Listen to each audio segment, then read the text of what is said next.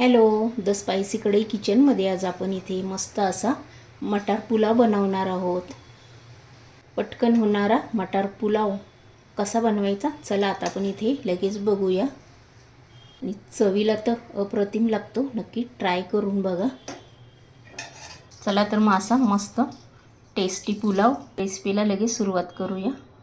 आज आपण इथे मटार पुलाव बनवणार आहोत. त्यासाठी इथे मी फ्रोझन 1 वाटी मटार घेतलेले, त्यानंतर इथे कणसाची अर्धी वाटी दाणे घेतलेले, कणीस घेतलेले इथे मी अर्धी वाटी, 1 शिमला मिरची इथे उभी चिरून घेतलेली, कांदा इथे एकच उभा चिरून घेतलेला आहे, 1 गाजर इथे उभं चिरून घेतलेलं, लसूण, हिरवी मिरची, कोथिंबीर इथे उभं चिरून घेतलेलं आहे, थोडीशी कोथिंबीर चिरून घेतलेली, त्यानंतर इथे कढीपत्ता घेतलेला आहे. हे सर्व साहित्य आपल्या मटार पुलावला लागणार. चला तर लगेच रेसिपीला सुरुवात करूया. तर इथे कढई ठेवलेली, तेल टाकून घेऊया. इथे मी 2 चमचे तेल ॲड केलेलं आहे. 1 चमचा इथे जिरे ॲड केलेले आहे. जिरे ॲड केल्यानंतर इथे आलं आणि लसूण लगेच आपण इथे टाकून घेतलेलं आहे.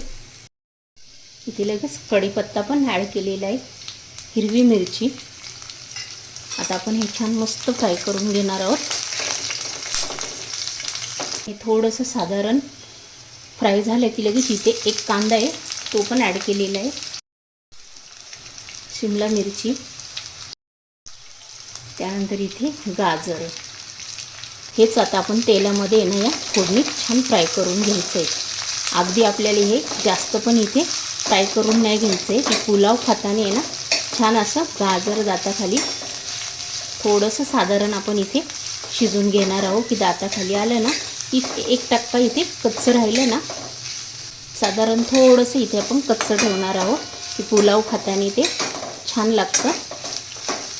मटार पुलावमध्ये ना तुम्हाला अजून काही भाज्या ॲड करायच्या असेल की त्या तुम्ही इथे करू शकता. फ्लावर, घेवडा, अशा काही तुम्हाला जे आवडत असेल त्या तुम्ही इथे भाज्या ॲड करू शकता. आता इथे ना मी 1-2 मिनटं हे छान होऊन देणार आहे. आता इथे पुन्हा एकदा छान मिक्स करून घ्यायचं आहे. हलकंसं आपण इथे तेलामध्ये फ्राय करून घेणार आहोत. फार काही इथे जास्त शिजवायचं नाही आपल्याला. इथे मीठ ॲड करूया म्हणजे पटकन शिजेल. इथे थोडीशी धनापूड ॲड करूया. त्यानंतर इथे लगेच मका ॲड करायचा आहे. मका टाकला की मटार. मग आपण हे छान मिक्स करून घेऊया. 1-2 मिनटं आता हा मका आणि हा मटार छान मस्त फ्राय करून घ्यायचा आहे आपल्याला. तुम्ही असा मटार पुलाव बनवून बघा, पटकन होतो, वेळ लागत नाही आणि चवीला तर अप्रतिम लागतो. ह्याच्यामध्ये आपले मसाले वगैरे कुठलेच जास्त ॲड करणार नाही आहे. आता 1-2 मिनटं आता आपण हे छान होऊन देऊया.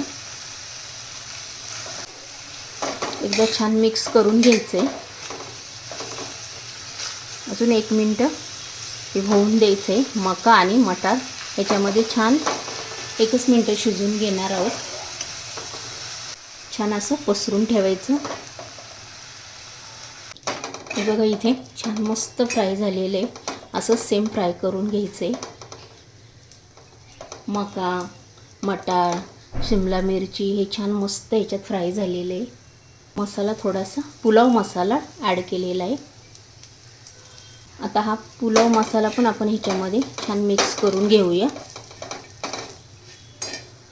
आता इथे छान मिक्स केलेला आहे आणि छान पसरून घ्यायचा.